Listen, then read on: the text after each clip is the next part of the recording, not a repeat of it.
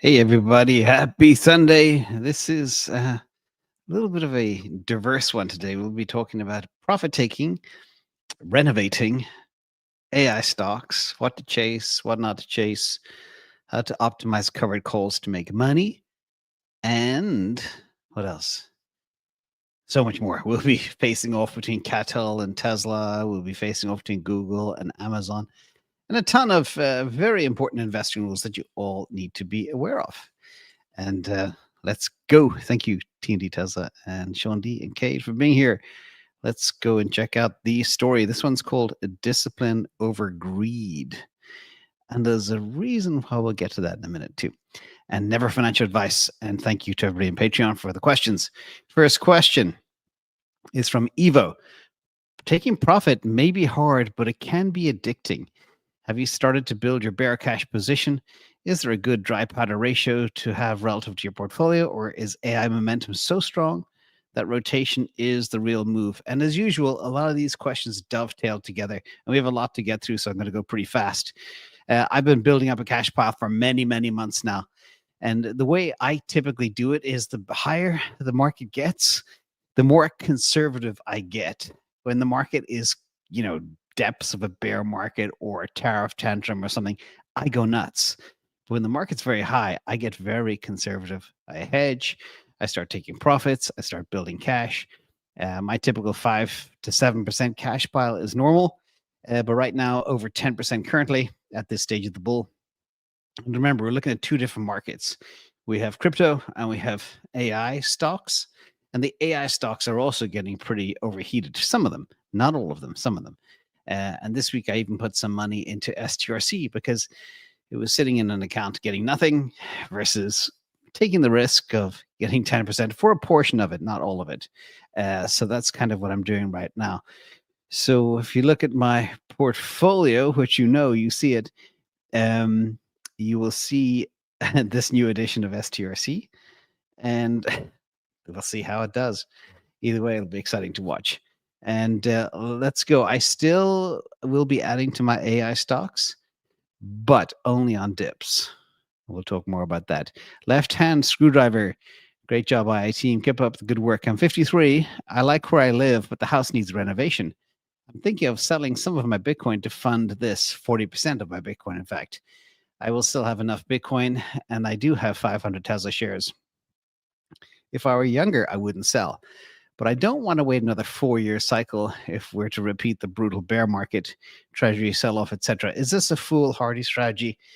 No, it's not. I always stress it's very important for everybody to have their castle. And you got to live a little bit too. Don't spend all your time saving and investing, especially you're a little younger than me, but it's important. And as I say, everybody needs a castle. If you're living in it, you don't want to live in a place that's dank and depressing. I know one guy, he's lived in a house now for 4 or 5 years. He hasn't even bought furniture yet. You can talk about that as a rate of deployment. He is too chintzy to even deploy on furniture. But what's the point of living in a house with no furniture? There comes a time where you got to live a little, spend a little. Now, there's a couple of things I want to share with you if I was in your position. And I've done a ton of renovations in my life. Ton. I mean, must have built at least 15 or 16 kitchens, tons of bathrooms, tons of renovations over managing properties for over a quarter of a century. But there's a lot you can do. So don't think about going big bang or bringing in a general contractor to do everything, but prioritize where you need the work first. I would go kitchen if you like to cook. If you, like most families, to spend a lot of time in the kitchen, knock that out first. Bathrooms, who cares? You can do them later. Maybe a living room, maybe whatever. Build your priority and also manage the project yourself. So, for example, if you're doing a bathroom, you'll basically start with demoing. You can demo very cheaply and easily with one person in a day. You can then tile it, then add new toilets and basins and all that type of stuff. You can get really creative and you can do a lot for very little money if you PM it yourself, and you can do it very quickly as well. We're talking a week if you're quick. Kitchen improvements. If you have good wood in your cabinets, repaint them. Really easy. Floors, you can get this really nice laminate floors. You can do those. You can knock them out for $2 or $3 a square foot. Again, windows. Windows are important for insulation. And I've done many windows myself as well. Buy them, order them, and get a friend and install them yourself. It's not hard. Watch a YouTube video. So the key thing is the funding. Now, if you are doing it the way I suggest, not renovation advice, well, maybe renovation advice, why not? But think about the projects you want to do first. And this is the Bitcoin profit taking model I built for you. I assumed you have 3 Bitcoin. You plan to sell 40%. I wouldn't do that. I would wait for a pop to happen and maybe start taking a piece off at layer 6, which would be 18.9% of your bag. You'll sell about $67,900 worth. That's enough to do a kitchen and a bathroom, maybe some floors too, maybe a couple of windows. And then maybe that's all you need to sell. But don't go in there thinking, oh, I need to sell 40% right now. That might be too much. Think about the projects first and how much you want to sell, and then strategically identify your layer at which to sell at. If you need more money than 67K, layer 7, the price of Bitcoin would be, let me see. Let me zoom into this. Layer 6 is $120,012. Layer 7 is $128,383. That's where you take some profit. And if you want to take more profit, the higher you go, you sell more. And that's what I would advise. Left-hand screwdriver. I hope you like the answer. And to do it yourself, watch YouTube videos. And it's actually very rewarding and a lot of fun to renovate. William D. Hi, James. I've recently become interested in the concept of cash flow over the idea that I need millions of dollars to live how I want. After all, I could take most of us our lives to mass millions, but a few $100K might be enough to live pretty well if we know how to use it. For example, it looks like I could easily make 5 to 6K a month off a mere 300,000 selling put options once a week, with very little risk of ever having to buy the stock. If you're doing this and relying on the monthly income for your living expenses, what rules would you put in place to protect yourself, and what would your reasoning be for each rule? That would be an interesting thought experiment, since most people think they need big money to retire. Well, just for the record, in the 90s, I had nothing. I started with covered calls. And let me tell you kind of the way I roll. First of all, you mentioned selling puts. Selling puts is a way of building a bag cheap, but not necessarily the best way to make money. Selling calls is getting paid while you hold a great asset or a number of great assets. Now, the wheel together are good. You sell the puts to build a position, and then you sell calls against that position. But your main strategy should be mostly selling calls. Very important. If you sell a put on something and that thing goes to zero, you're wiped out. That's not good. If you have a core asset that goes up over time, that's better, and you can sell calls against that. So I'm going to walk you through exactly a case of what I did very recently and how I roll. But first, the call selling rules. And again, everybody needs to learn this, but you need to be extremely disciplined, extremely patient. Don't force yourself to sell a call every week or sell a put every week or every 2 weeks or 4 weeks. You have to wait for the right opportunities. Okay, so what I'd recommend is, and I'll show you the exact math of what you can do, sell calls on assets you own, long-term assets, things you want to build a bag, things that are going to 10x in the future. You know the names of those types of assets. Wait for big mean reversion spikes. I'll show you that in a chart. Sell far out of the money calls, like 5 to 10% out of the money, every 3 to 6 weeks. Also 3 to 6 weeks out. Very important, both ways. Target low delta 0.2 to 0.3. Aim for 3 to 10% return per trade. Sell calls if premium has to be greater than 2% of the underlying, or else it's not worth it. And enter on volatility spikes. This is probably the most important thing, which is like a mean reversion spike. When the volatility is high, the premiums are high, and that's when you sell them. And then you reinvest half of your profits again. Not spend it, reinvest it for that rainy day. There'll always be a rainy day. And remember as well, taxes. So I'll give you an example. The Tesla setup that we faced, and you all know this trade. I sold the $500 calls out to the end of this month. They expire in 3 days, and they'll probably expire at 0, which was my plan. Now, I had a big mean reversion spike. That's the red dot there.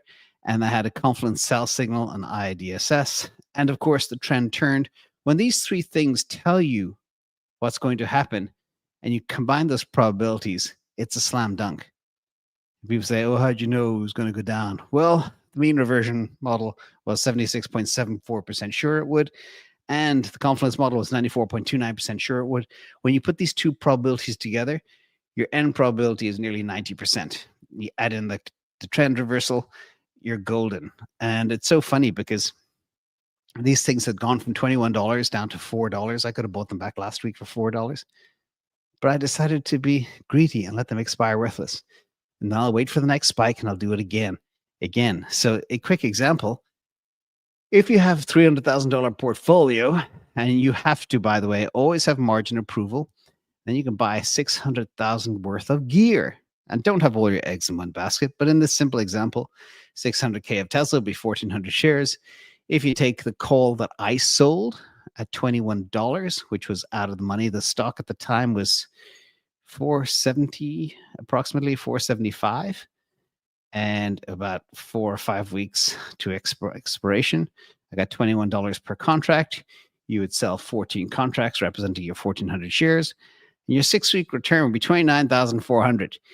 You put half of that in the bank and reinvest it, and the other half you spend and live on. Remember to pay your taxes too. These things are short-term capital gains, but the annual amount you can make is $254,898 just on this if you know how to time it and be very patient. Now, this all sounds very easy. It's easy if you have a process and you have extreme discipline. If you don't, you will get wrecked. You will not succeed, okay? Because investing is hard. If this was as easy as I laid out, everybody would be doing it. But if you have this method, yes, it is easy. So think about that. Think about a couple of good winning assets. You can sell calls on NVIDIA, on Tesla, maybe some of the Bitcoin miners. And that's what I've been doing. In fact, I've been selling so many calls on CleanSpark position. I've actually been paid over $7 to own CleanSpark. My position cost nothing, but I sell calls on these spikes. Most recently, I sold the calls for $4. So I think my credit was $3 or $4 before then. I sold another $4 a call, so that credit becomes, $7. You own an asset for nothing over time. And I would like to stress one thing again. Very important, you sell puts to build a bag, and then you sell calls against the bag. That's the easiest way to play it.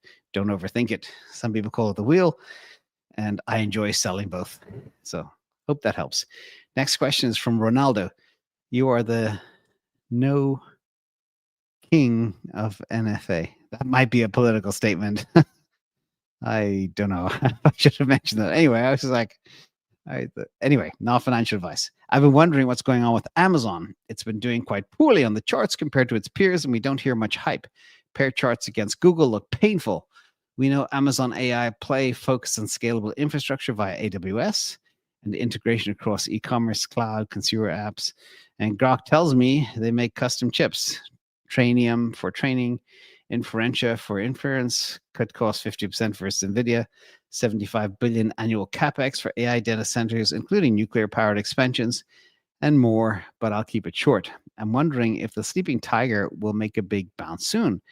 And I thank you every day for the stream of refined information. Amazing stream of refined. Thank you so much. This is an interesting question that comes up at a very interesting time after a very interesting week. So it's like a perfect position. We're going to look at two stocks, but first we're going to dig into Amazon and then compare them and identify the faster horse and what you could play. So first of all, the impacts of the AWS outage. Brutal across the board. You can see some of the summary data here. I mean, 11 million reports, 3 million companies in the US alone. Companies still affected by the outage, nearly 400 companies. Overall impact, big, very big. Also, there was other bad news happening all during the same week. There was news that, and I don't know how true it is, but allegedly AWS fired 40% of their DevOps team. And if you know technology, Literally, DevOps do not get enough credit. Shout out if you work in developer operations. They are the backbone of every technical operation. It's ironic. AWS whacked 40% of their DevOps team, and then to let AI take their jobs, and then they have this huge outage. This happened 3 days before the AWS outage. Okay, AI is good and everything else, but when you have something mission critical like DevOps, you do not want to do that. Anyway, that was when the system glitched. Can't make this stuff up. Also, this was another piece of bad news for Amazon. There was a memo leaked that I think to the New York Times or somewhere like that. They plan to automate 75% of warehouse operations and either replace 600,000 US workers or not hire 6,000 US workers. It's all, nobody really knows. But the docs also show their crisis communications using weird things like cobots and robots and co-workers, etc. But just for the record, Amazon has continued to grow since 2018, but they had peak US headcount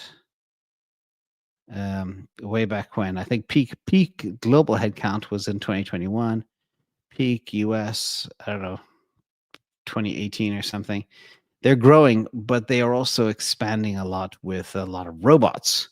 So there could be smoke where there's fire, and there's obviously, Amazon is a very AI intensive, robot intensive business. So it's probably true. Now, let's look at where we are and what's going on with Amazon. First of all, AWS is the 800-pound gorilla. I always say winner takes most. They were the winner for the longest time, but then Microsoft and Google saw how much money they were making. I can't remember the exact stats, but 80% of the bottom line attribution that Amazon makes comes from AWS, not from selling stuff. And they started AWS because they couldn't find systems to run their e-commerce business. Wild. I think AWS is 124 billion, growing at about 15 or 16 or 17% per year. Azure is 120 or 110 billion or something, growing about 26%. But Google is only 54 billion, but they're growing closer to 40%. So the Google are growing much faster. You got Alibaba, Oracle there. Oracle, by the way, were in the headlines a few months ago for having such a backlog for compute. But then it was found out that they were only making 1% margin on compute. So be careful out there with all the dreams of this business. It's cutthroat, just like Bitcoin mining. But that is the big situation. Now let's look at the financials of these two companies.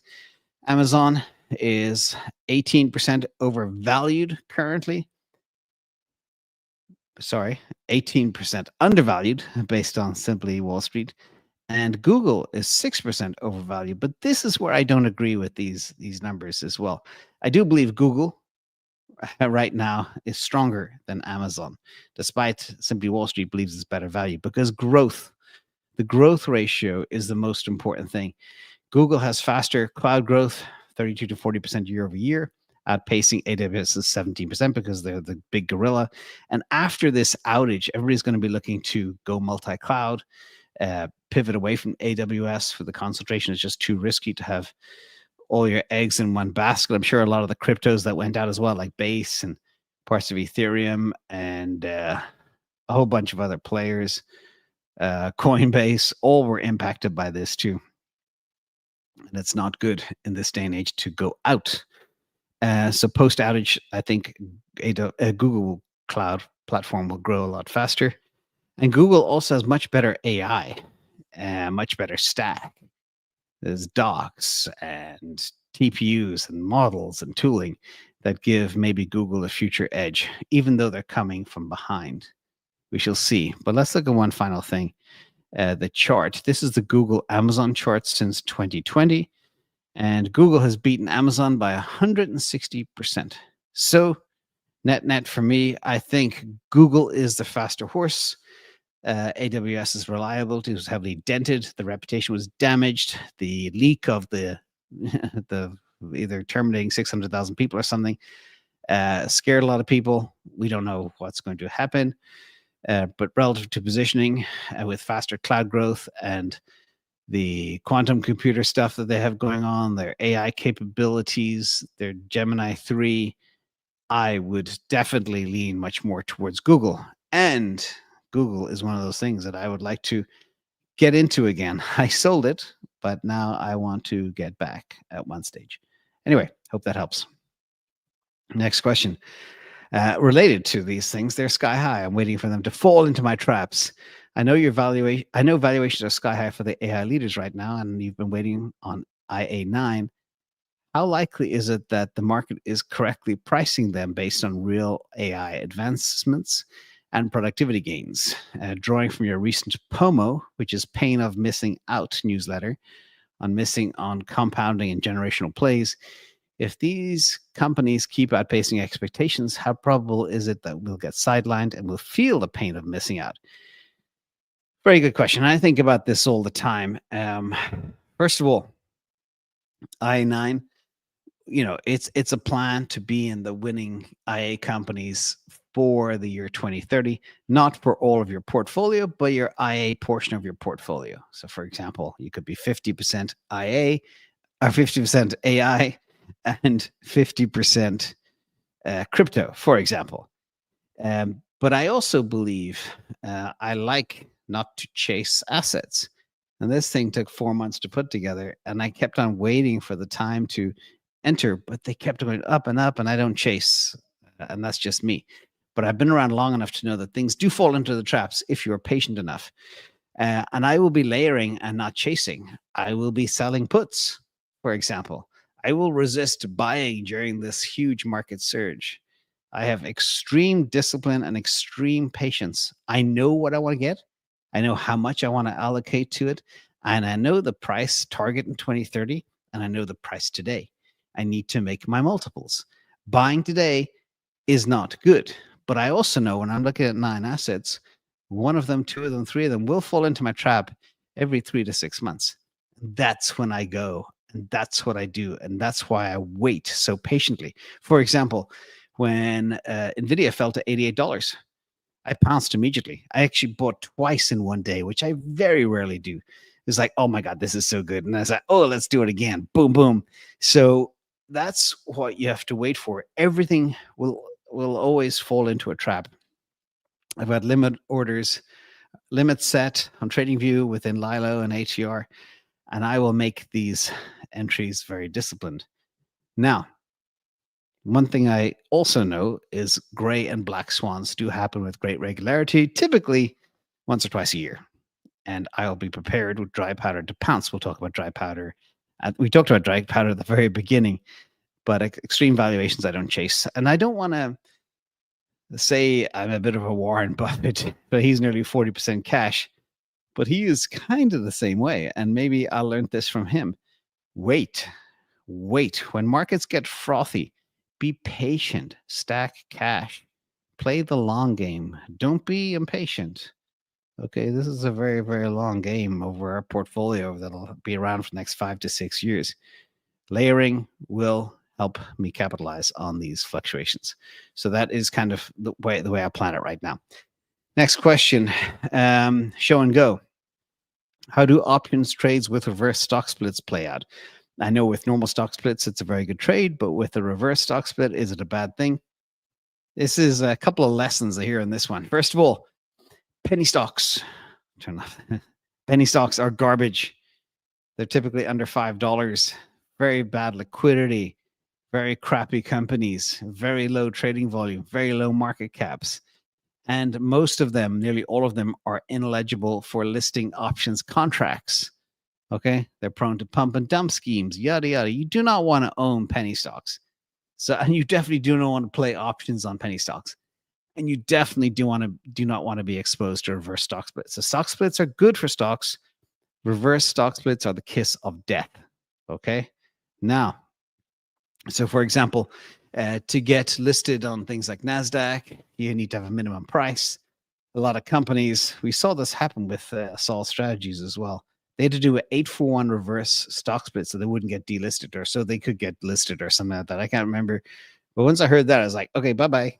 Because I know once you do a reverse stock split, the result is always bad. just like a stock split, it's always good. It's just how it works. Now, regarding options, they do get messy. And again, most penny stocks wouldn't have options capability anyway. But if there was like a 10-for-1 reverse stock split, your shares per option would be 100 shares. After the split, it's 10 shares. Strike price would go from $1 to $10, and your contract multiplier goes from 100 to 10. And that's simply how it typically works. But I don't remember seeing any penny stock that ever had options. I can't recall one. So just stay away from crap. Be in the top 0.3% of assets, everybody. I'll stress that again. And number one rule in investing, do not lose money. No penny stocks. Okay, it's pure gambling. That's it. Dinwa, Solana ETFs and SSK. Do you think SSK will do well after the Solana ETF arrives, or will it drain off due to potentially higher fees? Well, let's look at SSK. They've already built an impressive $414 million bag, nearly $500 million in not many weeks. So that's been super impressive. And the flows have been steady.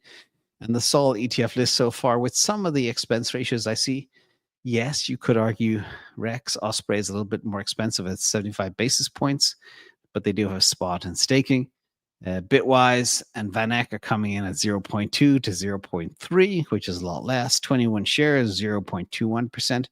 They're trying to even undercut the Bitcoin ETF. But these things, what will be important to table stakes is staking will be important to have for these products, and also low fees to some extent. Now, even though SSK has generated nearly $500 million, they do have the first mover advantage in the US. And normally, you might see 10 to 20% of assets under management drain to the cheaper options, but normally not. So we'll see. And they do have a very good track record, very minimal tracking error post-launch, etc. So I think they'll be fine. Again, but the more the merrier in the space. Next question is from Avocado. Should we be worried about data centers' energy usage getting pushed back by the communities where they are built?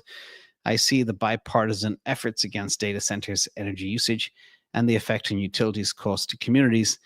And seems like this could be a major political issue in the near future, and that AI and the data centers will face. Well, if you're in California, like I am right now, you have a company called PG&E that keeps jacking cost of electricity, and literally nobody is setting up data centers in California. It's too expensive. They can't afford the electricity. But do the communities complain? They should be complaining a lot more, as rates went from like 15 cents a kilowatt hour to 45 cents in a very short window of time, and will continue to go up. But that's not because of data centers. It's because of corruption and monopolies and no free market. And that's the biggest problem. But let's talk about AI data centers. Yes, they will require 10 to 50 times more energy than traditional cloud data centers because of the intense processing. And they will be consuming over 10% of US electricity by 2030. But as I always say, systems will grow to scale to meet demand. Yes, there'll be some bumps along the way, but I think they'll be able to make it happen.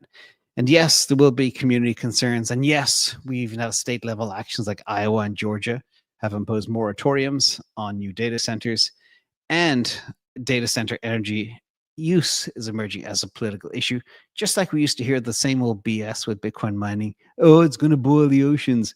Well, data centers are like 100 times worse than Bitcoin mining, just for perspective. Now, there's a couple of things that are happening. The industry, like XAI and Google, they are building their own solar projects, their own maybe leveraging some nuclear. You have Elon Musk. He bought a gas turbine, another power generation business or whatever factory, and he's disassembled it and rebuilt it in the US. So there, a lot of these players are building their own energy supply, clean energy supply, and not even relying on the existing grid. We're going to see a lot more of this happening. And there will be more stricter regulations, of course, and intense debates, but it shouldn't really impact the prices. The prices have tripled without data centers and AI, for example, in California, and they're going up across the board. And maybe a lot of these utilities would just point the finger and say, it's not us gouging you, it's AI, which they'll do as well. So don't worry about it too much. Next question is from Magnumaz. I have stock and shares in an ISA account, and I feel like I'm missing out by not trading on it as it's tax-free. What model would you recommend if I'm a complete beginner and are overwhelmed by the charts? A couple of trades a month would satisfy me, even if it's a few percent gain. Can only trade spot. I appreciate all the knowledge. Well, I like the way you're thinking. Yeah, you can. The gold standard is IADSS, which I showed before, but that might be too much overkill. But ATR is super simple. Just drag and drop the bar where you want it. Pick your 12-hour, your 24 daily time frame, and it'll tell you when to buy and sell. It's really simple. Watch the back test. It does it all for you. These systems take away 90% of the heavy thinking and timing you have to do yourself. They help you make better decisions. They don't tell you what to do, but they increase the odds of you winning in this cutthroat game. So hope that helps. Next from Lumux. Sentiment is showing us that Tesla faces significant competition in the energy. By the way, tons of energy questions. Energy storage side of the business. When you model out energy revenue, do your projections account for increasing competition in that space as infinite demand may be satisfied by other players? Hats off to you and the whole team.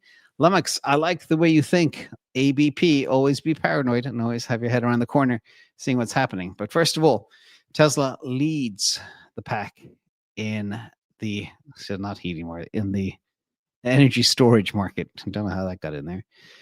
They have about 25% of the global battery energy storage market. Then you have players like SunGrow, 14%, Cattle, 10%, and Fluence are getting traction as well. But the key, what people always say, for years with Tesla is like, oh, the competition are coming. But remember, they have extreme excellence in efficiency, in volume, and the time it takes to spin up these energy storage things in their battery cells. Nobody can match that.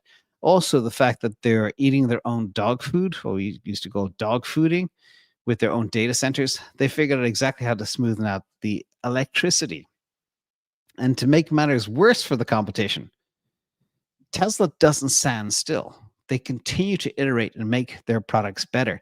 So the Megapack 3 was already the best storage solution in the market by far. Now they just launched the Megablock, which is 23% faster to install, 40% lower construction costs, plug and play platform, 91% round trip efficiency, 20 megawatt hours of usable AC electricity, etc. Runs in any temperature condition, will last for 25 years.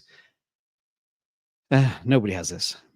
Nobody. Now, Tesla as well, their true edge is software.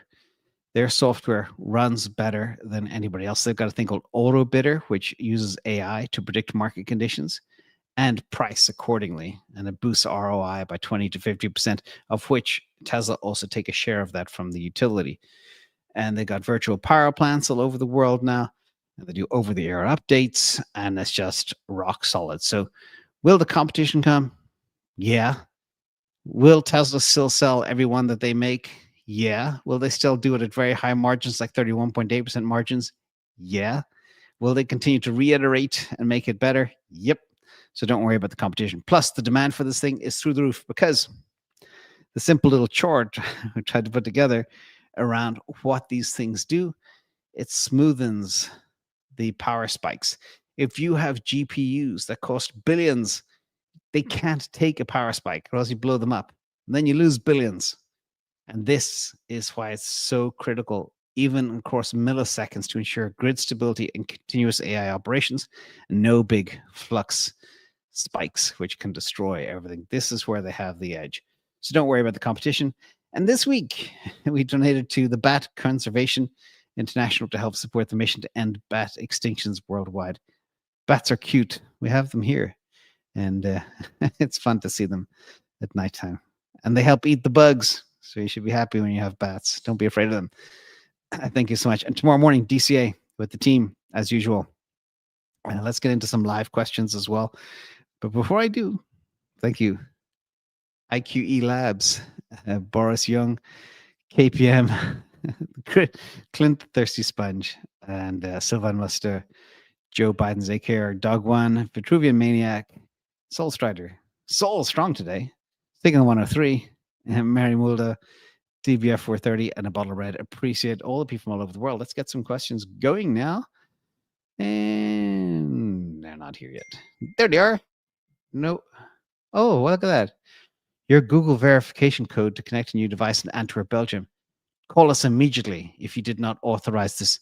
These Google scams are coming literally 5 to 10 times a day. Remember, Google will never call you. Coinbase will never call you. In fact, try call Coinbase. Try get a human on the end of the line. You'll never never get it. So all these scams are just out of control. And let me see. I got to pull my phone because I do not see questions should be coming in. But you know, I can pull them. I think I can pull them myself. I go look for them. Whoops. Sorry. Where are the questions? Just want to show. Oh, there they are. Vitruvian Maniac. Just want to show a little bit of love for one of my favorite YouTubers. Thank you, my friend. You have by far the most data-driven analytical channel I've seen year to date. You're the GOAT. Thank you. Remember, data is everything. So important. Without data, we're all completely lost. So I'm glad you appreciate it. And Mary, any opportunity with Zelle getting into stables international? Like if you look at stable coins, this is where it's very important to be a first mover advantage, where Tether crushes it. And then you have Circle also tying up a key distribution channel, like working with Coinbase, etc. It's very hard for other players to get in. All of the big institutions are trying to get into stable coins, the JP Morgans of the world, etc. And I'm sure it's PayPal, Zelle, it'll just be another number, but to not have that critical mass and the broad acceptance in the ecosystem, it's going to be very difficult for them to compete. So I wouldn't get too excited about Zelle getting into stables. And thank you as well for your super sticker. Once again, Max Grease, Forrest, IQE Labs, Boris Young, Clint, Sylvan, Joe, Dog One, Soul Strider, Signal 103, DBF 430, and a bottle of red. Thank you all for coming. Have a happy Sunday. And it's stormy here, and I'm glad the electricity held. So speaking of energy and electricity, madness, what a world. And a shout out to Shawnee and Team Telsa. You guys rock. I appreciate everybody. Have a good night. I'll see you tomorrow morning. Bye-bye.